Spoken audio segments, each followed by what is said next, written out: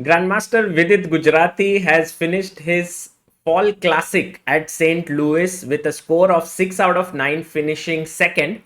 A very solid performance. The winner of the tournament was Yu Yangi. Vidit started off the tournament very well. He was leading until the halfway mark when he was on 3.5 out of 5, but then he faced a loss to Nijat Abbasov, and that actually slowed him down. But then in the last two rounds, he scored two victories against Oparin and Nyzhnyk, and that's how he's reached a score of 6 out of 9. And it also helped him to pump up his rating. As you can see here, he gained 6 elo points, so he has now reached 2730. He has cemented his spot as India number 2, having 5 elo points more than Gukesh and 8 elo points more than Arjun, and has reached top 20 in the world of chess. He is now world number 19. So that is a very good news for Vidit, and he's played also some great chess. Let's have a look at his win against Nyzhnyk, and I also want to just sort of glance his game, his victory against Oparin in the 8th round. This was the 9th round. So let's have a look at this game and try to learn from Vidit. So the game started with d4, and it was the Slav defense, and it went into this line, which according to me is very interesting because it's a clash of styles. After bd2, by the way, queen b3 is the main move, and I'll tell you why it's a clash of ideologies and style. Because after takes queen c2, we get a position where each of black's piece is very comfortable. You ask the knight, it's happy on f6, the bishop is happy on e7, the knight is coming to d7, black is happy. But what does white say is that I have the bishop pair and I have a very flexible pawn center, so actually I should be doing very well here. And it's all about very concretely whether black is able to sort of stabilize the position or not. So knight bd7, long castle, a6 played on the board, king b1, d takes c4, bishop c4. So all pretty standard stuff until now, and this has been seen before. In fact, it has been played in 2 games. And now b5 I think was an important move, because after, let's say, bishop e2, remember there are some sacrifices, by the way, that can come here, but right now they don't work so well. King is safe on f8, but you should not miss them. b5, if let's say I go bishop b3, there is c5, black is doing fine. And if I go, let's say, bishop e2, c5, here maybe white can try for something with d5, takes, bishop c1, knight b6 and g4, and such could be with its preparation before the game. And this is what he might want to do, give up a pawn, and then the king is not safe in the center. You want to attack it with h4, h5 if it castles. Okay, but he went c5, Vidit went g4, very standard move. And now b5 does not work this time because of bishop e6. With the pawn on g4, it makes a difference. After fe, g5, knight d5, takes, check, and this position is winning for white because the black king is too weak and the pieces are not well positioned. Okay, so after g4, here Nyzhnyk played cd. I think he had to explore the possibilities of knight b6, dc, take, check, knight here takes, knight c5, and I think this is around even. The position is fine. But what he did in the game was he took, and now played knight b6. And after bishop b3, which is a fine move, now bishop e6 does not work because after take, g5, king goes to d7. Bishop b3, rook c8. Taking this pawn is just suicidal, very risky. In fact, many things could win, just rook he1, getting the rook here. But even bishop e6, fe6, queen. Now, king can't go here because on the d file there will be a pin. So you have to go king f8. can get very nasty. You can also think about a very cool move here. Instead of queen g6, try to pause the video and think what would that move be. Yes, the move is bishop h6, attacking the queen and also the pawn on g7. And the important point to note here is that if you did it before this, then the queen can go back to c5 and black is doing fine. But after takes, bishop h6, queen c5, now white is mating, because after this there is just bishop g7 and checkmate coming up with king g8 and bishop h6. So that's the reason why here bishop b3 leads to some very complex positions. He went rook c8 and now Vidit went queen d3, and I think these are the kinds of positions where black gets a very false sense of security, because he has the knight on d5 very solidly, very firmly positioned, and he says, you know, like, I'm doing very well. But look at what Vidit does. Takes, and now think about what should be white's plan here. Very nice move. f4. Brilliant move. The idea is to open up the position with f5 and just open the king up totally. Queen d7, f5. Very nice pawn sacrifice. Takes. And the big problem for black is where to put his king. In the center, it's not safe. And now with its next move was rook de1. I like the fact that he put his rook de1. Also, rook he1 was equally fine. But rook de1. And now you can't castle immediately, because not because of bishop d5, queen d5, rook e7, because h1 is hanging, but in fact for the move rook e5, I attack the knight and the pawn on f5. Let's say you go here, I go rook f5, and this is catastrophe here waiting to happen with this bishop and this bishop coming here. I mean, it's crazy. So knight f6 was played on the board, and now white went rook e5. Very important. Sometimes you feel like so excited, oh, this is pinned, let me just take advantage of it, and you go bishop b4 and you think you are winning, but then black just makes the move knight e4 and you are in fact worse now in this position. So rook e5, king f8, he took the pawn, rook h4, and now bishop c3.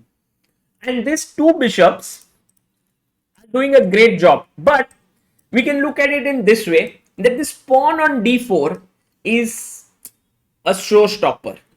Let's imagine that in a situation, I can get this pawn out. Now look at the two bishops. They are just zooming on the board, those two diagonals. Right? If I push the pawn, the bishop here on c3 would be happy, but the bishop on b3 would then get blocked. So it's all about trying to figure the right time to push d5 and then even to push further with d6. And that is exactly what the play revolves around. Bishop d6, with it doubles the rook. Rook takes h2, black says, thank you for the pawn. At least I have a pawn for all my struggles here. And now a nice move a3, because you are just taking away the back rank problems, and then, you know, the king can sit there on a2 in future. Queen e7, rook e1, they repeated twice, and now queen f3. Good move, rook e8. Bishop d5 was played. That was a nice move, stopping queen e4, any ideas of trading. I also thought king a1 was nice, because if queen e4, now I can just chop, and this is winning position for white with pressure on f7. So he went bd5, stopping queen e4. b5 was, I think, the final error. If he went king g8, the position was still, I mean, fighting. There is still something to play for black. But bd5, b5, and now nice move, bishop c6. He went b4. Let's say if you go rook c8, I go rook e1, queen moves, and d5. And now you will notice both bishops are happy. They both have their own diagonals, and it's very, they are nicely positioned. b4 was played, ab, rook b8, rook e1, queen a7, rook takes f6 with it finds this nice move. Bishop e7, queen f4, attacking the rook on h2, rook h7, and here he finishes off the game in a flourish. I think a good move here was rook e7. I try to think, if you take with the queen, the b8 rook is hanging. If you take with the king, then check and you lose the h7 rook. So this is a very good position of loose pieces drop off.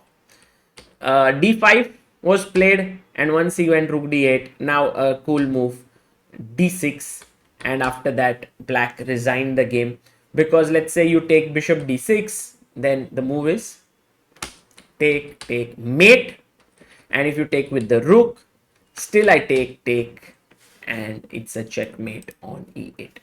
So that was very nice game by Vidit against Nyzhnyk, which helped him to finish second in the tournament. Very quick glance at his game with Oparin, which was a very complex game, and just so that you know, I don't want to go too deep into this game. It's a complicated one, but I really liked how Vidit found his way through all the complications. He was black in this game, and he played this Nimzo Indian line with e4 d5, and this is a very complicated line. I would recommend everyone to just go over these opening moves carefully. They have been played many times, several times. That's why I'm not explaining it in deep here. There are two main moves. One is ndc5 and the other one is queen h4, and queen h4 was played in this game, putting the queen here, castles g5, getting very popular now. Take, bishop takes, again theory, 195 games here. Bishop takes e4 is one of the moves. He went bishop e3, knight e5, f3, knight c5, 47 games still played, knight e6, and now the main move is rook e1, but he went g4, and I think there are no games with this move. Queen h4, and it is so complicated that it might take a lot of time to cover this game, but I just want to show how Vidit sort of navigated through the mess. Knight c4, bishop c1 was played, rook fe1 was preferable. Let's say bishop c1. He played bd7, knight e2, bishop c6, defending d5, knight g3. Now f5 square is weak, so he wants to maybe pull out the bishop and put the knight here. So with it, has to be careful that he doesn't slid into a inferior position. He goes knight f4, rook d4, rook f e8, sacrificing a pawn, because if you take here, he has knight e3. So he went bishop d3, threatening knight f5. Knight came back to e6, and now knight came to f5. Very interesting chess. I think Vidit played here queen h3, and now came queen f2. If he played bishop c4, dc4 was fine, but queen f2, and now knight e5, bishop e2, f6. Very solid move, defending all the position here. What black should be worried about here is rook e1 and bishop f1 to trap the queen, but Vidit knows that when the bishop moves, he has knight f3 in the air, so he doesn't have to worry much. King h1, so that he can prepare rook g1 and bishop f1, so that there is no check here maybe, but then the queen can take it. It has to be prepared. h5 played. Here maybe knight d4 was a good idea, because takes knight g6, and if rook g1, now I just sack, and this is very good position. Both have sacrificed the exchange. Black is doing well, but he went h5, f4, knight takes g4, bishop takes g4, hg4, f takes g5 here in the position, and he played the move fg5. Just a second, someone is at the door.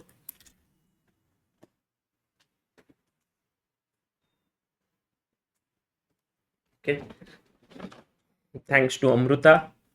King g1, and now he found this move rook f8. Actually, bishop b5 was maybe better, and then taking here, and there is some great, I mean, there are definitely many variations to consider, but I just want to show this game because it was not like Vidit's style to play such complicated chess in general, but he did it very well here. Queen c3, Now there are some chances of draws after queen f2, but he went king g2, king g6, check, bishop here. If you take, then it's already a mate. So you must go queen d1, bishop e2, and after king f5, it slowly turns out that this is an unstoppable idea. And with that, Vidit managed to win the game. This was round number 8 and a great performance there. Let me show you the cross table as well so that you have an idea of what transpired.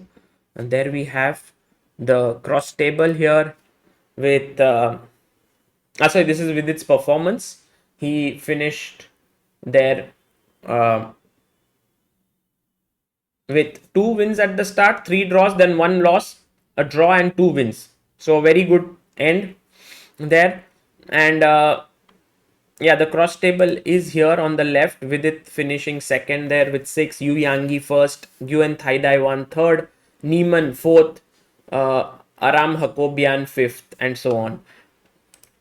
This is a very nice picture of Sachin Ranade, who's a regular ChessBase India viewer who went there with his wife and his daughter Arya to meet Surya and Vidit, and has very nice picture captured there. So very cool. And Raunak was playing in the B group, and Raunak played also very well and finished second in the tournament. He didn't gain rating, but it was a very good experience for him playing in this closed event and fighting quite hard. So that's how things were from St. Louis for this fall classic. And next up, I think the World Team Championships will soon begin. I believe, if I'm not mistaken, it's not a rating event because it's not classical chess. They have a new format like rapid time control. But more on that later. For now, this is Sagar Shah signing off. Bye bye.